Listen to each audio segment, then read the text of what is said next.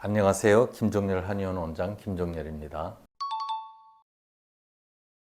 중요한 이유는 우리나라 건강보험 체계 속에 침만 들어가 있고 한약은 안 들어가 있기 때문이죠. 침 치료에는 침과 뜸 그리고 물리치료 정도가 포함이 되는데 대부분 근육 관련 질환 이럴 적에 침 맞으러 간다고 하잖아요. 결과적으로 일제 때 시도했었던 한의사를 친구사로 격화시키려는 그런 의도가 우리나라를 건국하고 나서 지금까지도 이어지고 있다고 생각할 수도 있는 문제입니다. 한약이 보험이 안 돼서 비싸다 그러면은 국민들 중에서 대부분의 병원이 적은 돈으로 치료가 되는데 굳이 많은 돈을 들여서 한약을 먹으러 오려고 마음을 내기가 쉽지 않죠. 또 보험에 적용이 돼야지 이게 국가적으로 완전히 공식적으로 인정하는 의료행위다 이런 의미도 되는데 좀 아닌가? 이제 이런 의심을 받을 수도 있고 그런 것이 중요한 이유라고 생각합니다.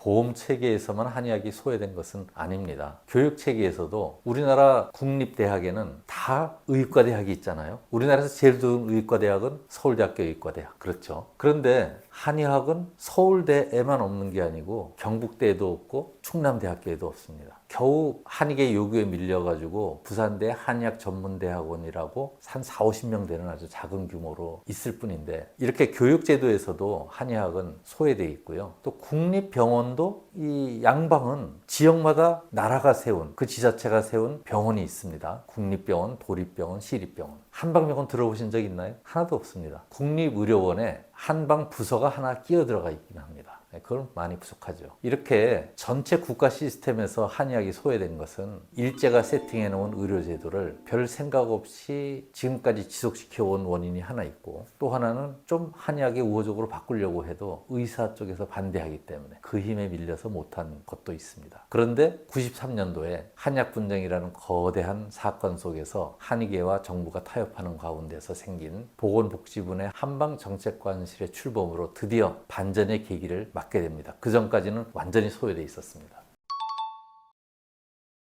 아주 많지요. 가장 먼저 한국한의학연구원을 설립했습니다. 우리나라 정부에서 최초로 국립연구원이 한의학 쪽에 생기게 된 거죠. 물론 보건복지부 내에 있을 적에 10년 동안 성장을 잘 못하긴 했지만 결국 이것이 나중에 과학기술부로 넘어오면서 굉장히 큰 규모로 지금 성장해 있습니다. 또 복지부 직속으로 한의학진흥원이라는 기관도 생겼습니다. 그리고 이 한의학진흥원이 이룩해낸 연구 성과 그리고 한국한의학연구원이 그동안 보험이 될 수 있도록 한의학적 치료 근거를 쭉 연구해온 기초연구에다가 이 한의학진흥원이 임상연구를 많이 해서 한의학을 보험사업에 진입해도 될 만한 학술적 근거들을 만들었죠. 그리고 이런 과정을 전체적으로 지휘한 것은 보건복지부 한방정책관실이었고요. 그 결과 드디어 첩약의료보험 시범사업이 시작이 됩니다.